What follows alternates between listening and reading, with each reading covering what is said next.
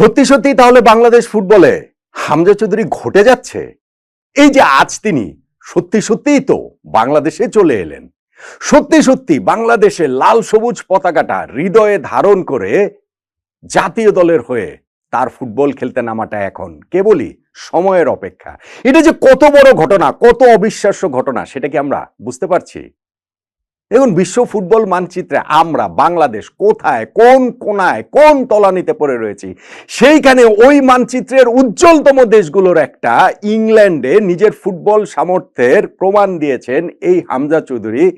পৃথিবীর সবচেয়ে উত্তেজনাপূর্ণ, আকর্ষণীয়, প্রতিদ্বন্দ্বিতাপূর্ণ লিগগুলোর একটা ইংলিশ প্রিমিয়ার লিগে দাপটের সঙ্গে খেলেছেন। সবচেয়ে মর্যাদাপূর্ণ ফুটবল আসরগুলোর একটা এফএ কাপের শিরোপা জিতেছেন মাঠের থেকে। ইংল্যান্ডের জার্সি গায়ে অনূর্ধ্ব-21, অনূর্ধ্ব-23 এই বয়সভিত্তিক দলগুলোতে তিনি খেলেছেন এবং ইংল্যান্ড জাতীয় দলে খেলার স্বপ্নটাও একসময় তার প্রবল ছিল, খুবই বাস্তব ছিল সেটা। নানান কারণেই তা হয়নি। সেই হামজা চৌধুরী এখন শেকড়ের টানে বাংলাদেশকে প্রতিনিধিত্ব করার জন্য এই দেশের লাল সবুজের পতাকা হৃদয়ে ধারণ করে খেলার জন্য চলে এসেছেন বাংলাদেশে। এইটা আসলে অনেক অনেক বড় ঘটনা। এই ঘটনাটা বোঝার মতো অবস্থায় কি আমরা রয়েছি?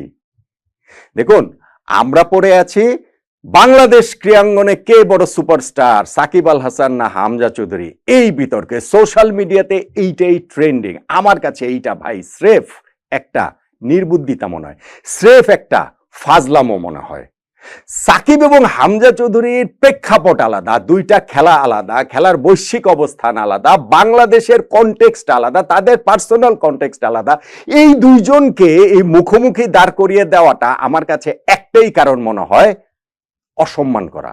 হয় হামজাকে অসম্মান করা অথবা সাকিবকে অসম্মান করা। প্রয়োজন নেই তো, যে যার জায়গায় তার অবদান রাখছেন, রাখবেন, আমরা বরং সেই দিকেই ফোকাস করি। যেই কারণে আমি আসলে এটা নিয়ে আলোচনাও করি নাই এই ভিডিওর মাঝখানে। এইটা জাস্ট শুধু আমি টাচ করে গেলাম, এটা আমার আলোচনার কোনো বিষয়বস্তু না। আমি যেটা বলছি সেটা হচ্ছে, হামজাকে কেন্দ্র করে বাংলাদেশ ফুটবলের একটা পুনর্জাগরণের যে সম্ভাবনার জায়গাটা দেখা দিয়েছে, সেইটাকে আসলে আমরা বাস্তবায়িত করতে পারবো কিনা, কতটা পারবো, কতটা আন্তরিক আমরা।